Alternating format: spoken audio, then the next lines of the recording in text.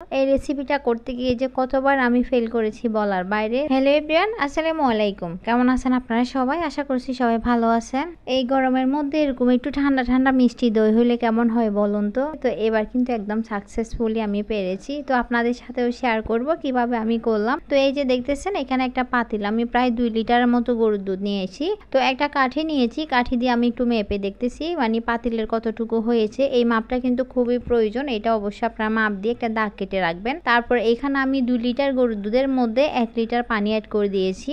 তো এই যে দেখুন এখন অনেকটা বেড়ে গিয়েছে। এবার দিয়ে দিচ্ছি এখানে 1 কাপের মতো চিনি আর সামান্য একটু লবণ অ্যাড করে দিলাম। তারপরে সব উপকরণ ভালো করে মিক্স করে নিব। তো এখানে আমি আর কোনো ক্যারামেল অ্যাড করব না, জাস্ট এইটুকু। তো পানিটা দেওয়ার কারণ হচ্ছে যে আপনারা যখন পানিটা দিবেন তখন যে দুধটা 2 লিটার রেখেছি ওই দুধটা 2 লিটারই থাকবে, এটা কিন্তু আর কমবে না। আর যদি আপনারা এমনি 2 লিটার দুধকে গরম করে টানিয়ে কমাইতে চান তাহলে 1 লিটার হয়ে যাবে। তো পানিটা দেওয়ার কারণে কিন্তু ওইটা দুধটা 2 লিটারই থাকবে, ওইটা কমবে না, কিন্তু পানিটা টানবে কিন্তু ঘন হয়ে যাবে। আপনারা দেখে ওইটা বুঝতে পারবেন। তো আমি ফার্স্ট টাইম এভাবে ট্রাই করলাম, কিন্তু অসাধারণ হয়েছিল। আমি কিন্তু আরো অনেকবার দই বানিয়েছি, তবে এবারের মতো সাকসেসফুল একদম মানে এরকম পারফেক্ট হয় নাই আর কি। তো একদম পারফেক্ট কিভাবে বানিয়েছি সেটাই শেয়ার করতেছি দেখুন। তো আমি চুলার আঁচটা ছোট করে এভাবে বসিয়ে রেখেছি প্রায় 30 মিনিটের মতো। তো 30 মিনিট পরে ফিরে আসলাম, দেখুন এখানে মোটামুটি অনেকটা কালার চলে এসেছে। একটু একটু মানে দইয়ের যে মিষ্টি কালারটা আসে ওই কালারটা চলে এসেছে আর কি, একটু হালকা হালকা কালার আপনারা দেখে বুঝতে পারতেছেন। যেহেতু এটা টেনে গিয়েছে অনেকটা, এবার আমি আবারও একটু মেপে দেখতেছি। তো আমি কিন্তু দাগ কেটে রেখেছিলাম, দেখুন অতটুকু হয়েছে এখন মানে ওই মাপ অনুযায়ী আর কি। এবার নামিয়ে নিব, নামিয়ে আমি টেবিলে নিয়ে গিয়েছি, এখানে ফ্যানের নিচে রেখে একটু হালকা একটু ঠান্ডা করে নিব।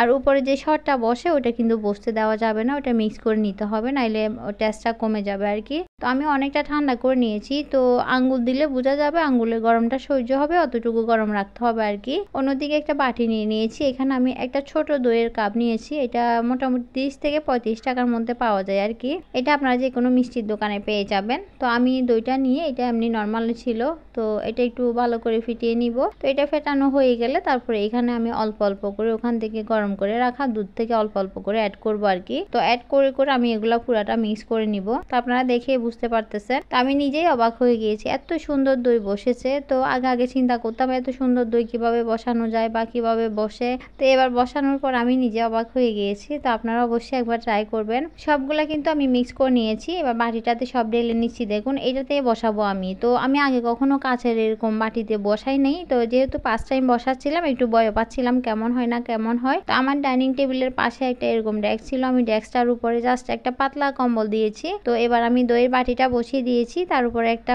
প্লেট দিয়ে দিয়েছি। তারপরে এবার আমি কম্বলটা দিয়ে এটা ভালো করে এভাবে ঢেকে দিচ্ছি, দেখুন তার উপরে একটা পাতলা তাওয়াল দিয়ে আমি এভাবে ঢেকে দিয়েছি। বাস এভাবে আমি মোটামুটি 7 ঘন্টার জন্য রেখে দিচ্ছি। তো যেহেতু গরমটা একটু বেশি, হয়তো মানে সময়টা কম বেশি লাগতে পারে, তো হয়তো 6 ঘন্টা কিংবা 7 ঘন্টা লাগতে পারে। তো আমি 7 ঘন্টা পরে ফিরে আসছি। তো এবার আমি একটু খুলে দেখবো প্রথমে কেমন হয়েছে। তো এই যে দেখুন খুলে দেখার পর আমি নিজে অবাক হয়ে গিয়েছি, এত সুন্দর কিভাবে হয়েছে, মানে একদম পারফেক্ট দোকানের মিষ্টি দইয়ের মতো হয়েছে আর কি। তো এই যে দেখুন, তো প্রথমে আপনাদের সাথে একটু শেয়ার করতেছি আমি ঢাকনাটা খুলে, দেখুন মাশাআল্লাহ মাশাআল্লাহ এত সুন্দর হয়েছে। একটু পানিও কাটে নাই, একটু মানে নচড়ও হয় নাই, কিছুই হয় নাই। তো আমি এবার টেবিলে নিয়ে আসলাম, আনার পরে এবার একটু আপনাদের সাথে কেটে শেয়ার করব। তো প্রথমে উপরে একটু দেখাচ্ছি কেমন ছিদ্র ছিদ্র হয়েছে। দোকানের দইগুলা কিন্তু এরকম হয়, উপরে একদম ছিদ্র ছিদ্র হয়ে থাকে। তো অনেক সময় চিন্তা করতাম এভাবে কিভাবে হয়, আসলে ফেটানো ভালো করে হইলে এভাবে ছিদ্র হয়ে যায়, অটোমেটিকলি হয়ে যায় আর কি। আমি এবার একটু কেটে শেয়ার করব আপনাদের সাথে। তো আপনারা অবশ্যই একবার ট্রাই করবেন। এই গরমের মধ্যে কিন্তু এরকম মিষ্টি দই কিংবা টক দই এগুলো খেতে খুবই ভালো লাগে। তো এই যে দেখুন ভিতরে কিন্তু কোনো পানি নাই। তো আমি চামচ দিয়ে একটা বাটিতে নিচ্ছিলাম, আর এত